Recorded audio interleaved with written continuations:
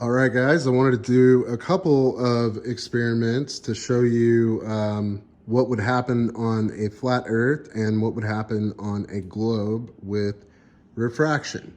And I have the lights off here so you can see the little laser setup. I have the sugar water here.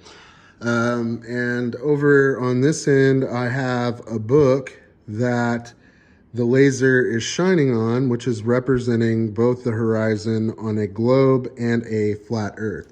We're going to do a couple of different types of experiments, but let me turn the light on real quick. And what we're going to do first of all is I'm going to move my horizon a little bit closer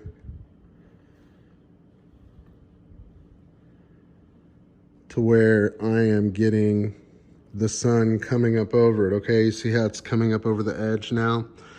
So on a globe, the reason why refraction would work the way that it's proposed to work is because a globe is a convex surface, right? And if I have the light from an object coming this way and bending down, it's actually going to bend over the surface, right? So if I go down below, you see this book has a slant to it. If I move my lens down below the horizon, let me get a good vantage point here with the book. Below the horizon, there we go. All right, so I am below the horizon. My lens is well below where the horizon of the book is, but I can still see the light of the sun, right?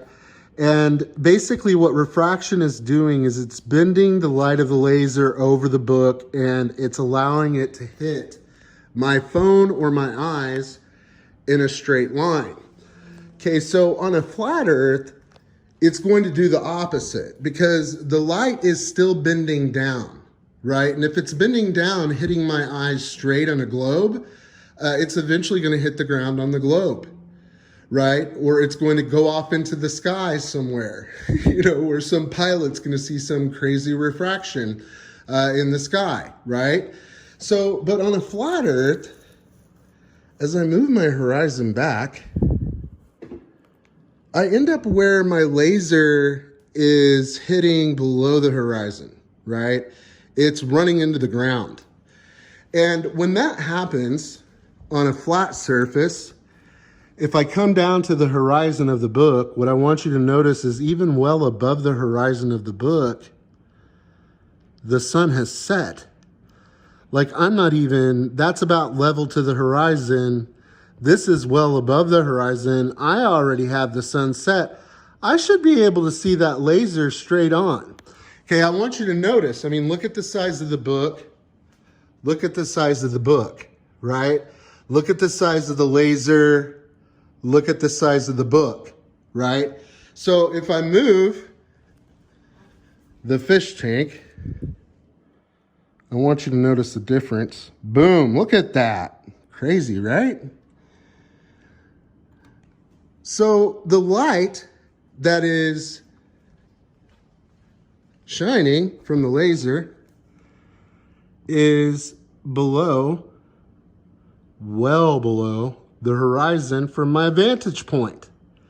And, and this should be enough to show you what would happen, but I actually want to use diffuse objects.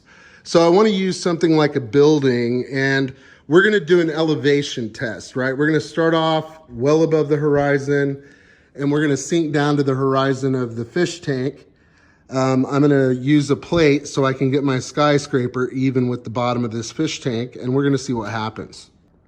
All right, guys, so now I have my big core water bottle down at the end, and we're starting out well above the horizon once again, and we're going to sink down to the horizon.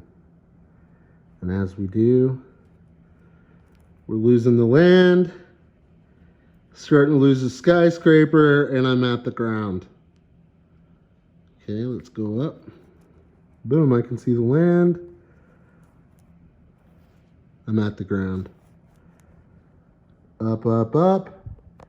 And if we remove the fish water, or the sugar water, looks like fish water, and we go down, we can see the entirety. Pretty clear.